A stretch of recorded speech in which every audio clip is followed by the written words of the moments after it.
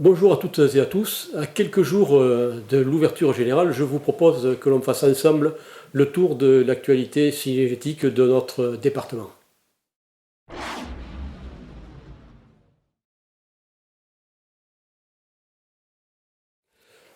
Alors, je vous propose de faire un premier point sur la situation du petit gibier dans le département de l'Aveyron. Bon, a priori, les premiers retours de terrain qu'on a par vous, chasseurs, ou par notre service technique, nous font apparaître une très très bonne situation du lièvre sur l'ensemble du département.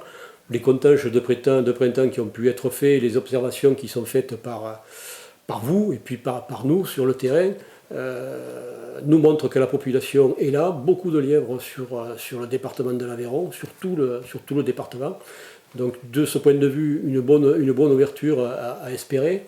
Bon, ensuite, on connaît malheureusement des situations un peu plus compliquées, notamment sur le lapin. Le lapin est malheureusement peu présent sur le département, hormis sur certains secteurs très très précis, très particuliers. Le gibier à plumes, on a aussi quelques difficultés, mais la fédération s'investit, et vous le savez tous, pour remonter les populations de gibier à plumes, notamment depuis 2 ans maintenant le perdreau, avec une opération pilote menée avec un partenariat avec l'Office sur le Coscontal, où sont associées toutes les communes et les sociétés de chasse locales. Ensuite, bon, migrateur, bon, c'est difficile d'en parler, la saison n'a pas encore débuté, même si on a observé, et malheureusement on ne peut regretter qu'une ouverture trop tardive, on a observé quand même de ci, de là sur le département de très très grosses populations de cailles mi-août, fin août.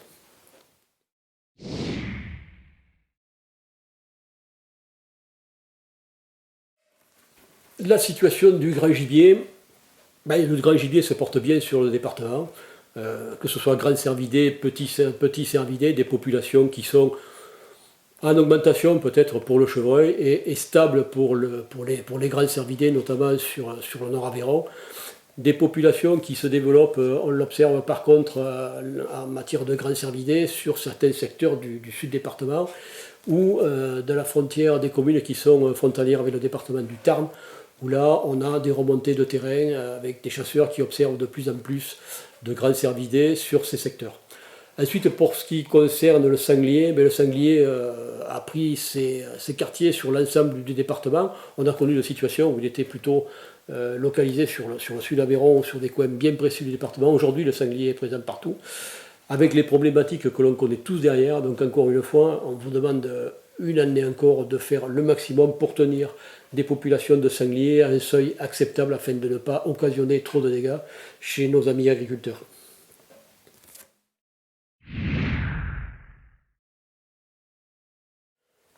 Un petit point sur les populations de sangliers et bien sûr les dégâts. Je voulais vous remercier très sincèrement pour les efforts que vous avez faits ces dernières années. Si aujourd'hui les dégâts de sangliers ont baissé, c'est grâce à vous. Et nous devons poursuivre cet effort pour entretenir les relations que l'on a aujourd'hui avec le milieu agricole. Il n'est pas tolérable de voir exploser les dégâts de sanglier comme on l'a vu par le passé il y a ne serait-ce que 3 ans. Aujourd'hui, vous avez réussi à baisser les dégâts de sanglier par 2,5 voire 3 sur certains secteurs. Donc je vous en félicite et je vous demande encore une fois de faire le maximum pour tenir ces dégâts à un seuil acceptable. Au niveau chiffres, on est sur d'excellents chiffres, on est sur une base de 120-130 000 euros à peu près pour l'année écoulée.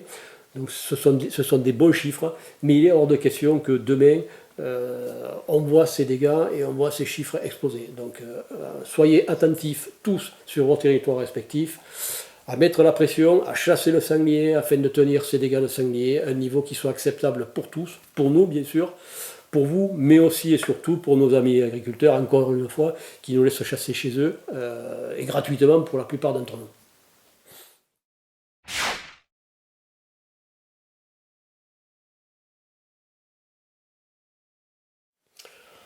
Autre point nouveau pour cette saison, la formation décennale. La formation décennale à la sécurité, vous en avez tous entendu parler, on a beaucoup communiqué dessus, on a lancé le processus depuis quelques mois, on s'est attaché à former dans un premier temps les chasseurs qui venaient faire des formations de chefs de battu, et puis on a poursuivi à travers les réunions d'unité de gestion, à proposer cette formation aux chasseurs qui étaient présents.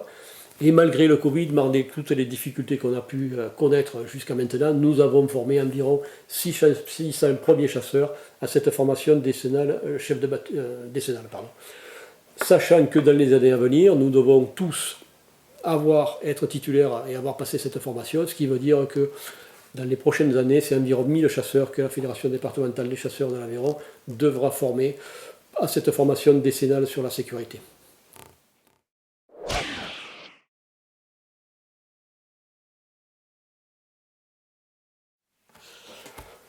Oui, un mot également sur la sécurité. La sécurité, vous le pensez bien, est un des objectifs, si ce n'est l'objectif prioritaire de la Fédération de chasse, mais ça doit être aussi votre objectif prioritaire au long de la saison.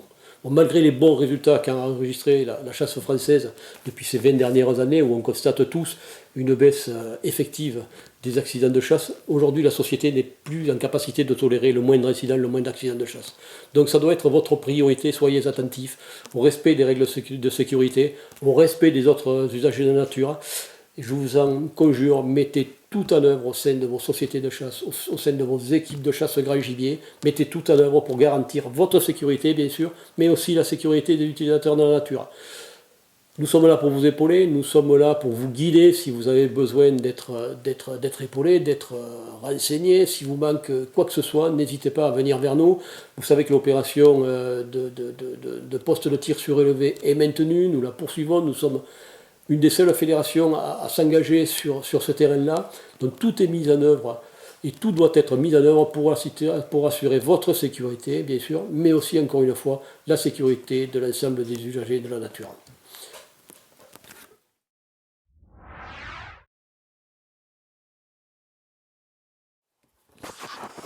Un mot aussi rapide sur le Covid. Bon, vous savez qu'on a vécu une saison passée très très compliquée, avec des contraintes dont on a tous souffert, notamment au mois de novembre, avec des restrictions qui ont touché l'ensemble du monde de la chasse.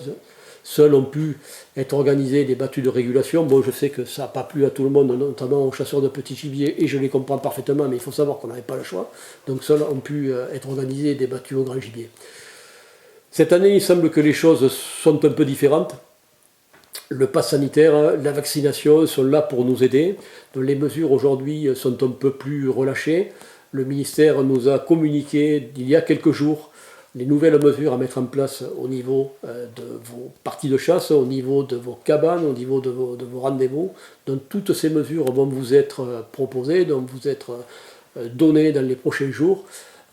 Via le site internet, on va vous adresser des affiches, on va vous adresser des documents qui vous permettront d'organiser la vie sociale autour de vos cabanes de chasse, d'organiser vos battues.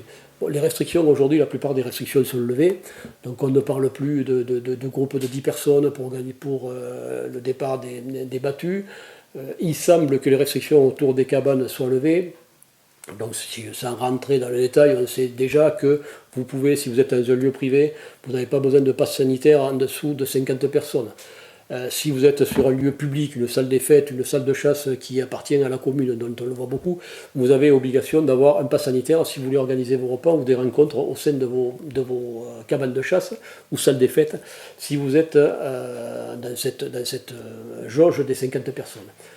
Ça, c'est la théorie. Mais en pratique, et pour vous couvrir, je pense qu'il est plus raisonnable, lorsque vous organisez un rassemblement, quel qu'il soit, que ce soit dans la cabane, à l'extérieur, de s'assurer déjà que tout le monde respecte les gestes barrières. Et à l'intérieur des bâtiments, même si ce n'est pas obligatoire, même si sur du privé, je pense que pour vous garantir, il est plus raisonnable que vous demandiez à vos chasseurs de vous fournir un pass sanitaire. Je crois qu'aujourd'hui, le département de l'Aveyron est parmi les pilotes sur la région. Nous avons 80 ou 90% de personnes qui sont vaccinées. Notre population de chasseurs, nous le constatons nous au travers des rencontres qu'on a eues, est quand même à une très très large majorité vaccinée. Donc n'hésitez pas et encouragez les gens à vous présenter un pass sanitaire. On ne sait jamais ce qui peut se passer à l'avenir. Ce sera une garantie supplémentaire pour chacun d'entre vous. Vous qui organisez des battues, qui organisez des repas, qui organisez des rencontres autour de vos cabanes de chasse, autour de lieux clos.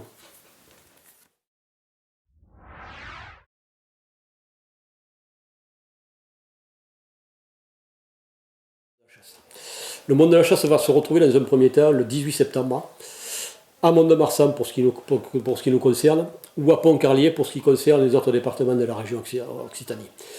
Il est important que nous soyons en nombre sur ces manifestations, sur ces lieux de manifestation. Aujourd'hui, ce sont les chasses traditionnelles qui sont attaquées. Alors c'est vrai que la Vallée de la Pente n'est pas une chasse traditionnelle aveyronnaise. Peut-être qu'on ne se sent pas trop concerné, moins concerné en tout cas que les gens qui perdent ces chasses traditionnelles. Mais il faut savoir que derrière ces chasses traditionnelles, c'est toute la chasse qui aujourd'hui et qui demain est menacée. On l'a vu tout au long de la saison avec les attaques qu'a subies la vénerie. Alors la vénerie, c'est vrai que ça aussi, ce ne sont pas des chasses qui sont pratiquées forcément chez nous, ça ne vous dit rien. Il faut savoir que derrière la vénerie, c'est toute la chasse au chien courant qui peut être attaquée, et c'est toute la chasse au chien courant qui peut être remise en question. Et ça par contre, ça va vous toucher, et ça va nous toucher directement. Alors dans la continuité de ces premières manifestations qui sont organisées, je vous demande de bien retenir la date suivante, la date du 5 mars 2022. C'est une date importante pour nous et pour l'ensemble du monde de la chasse parce que nous allons organiser une grande manifestation, une manifestation nationale qui devrait avoir lieu à Paris. Les prémices sont lancées, nous attendons les dernières directives, les dernières instructions sur cette manifestation et sur son organisation. Mais c'est une date importante à retenir pour le monde de la chasse. Parce qu'encore une fois, même si vous ne vous sentez pas concerné, même si vous imaginez que la chasse à l'alouette, la chasse aux migrateurs, les chasses traditionnelles ne vous touchent pas, prenez conscience que demain, c'est l'ensemble de la chasse, l'ensemble de nos pratiques qui vont être attaquées par nos amis écologistes. Donc soyez vigilants, soyez mobilisés, encore une fois, et retenez cette date du 5 mars. Nous devons, si nous allons manifester, nous avons le devoir de réussir une manifestation exceptionnelle.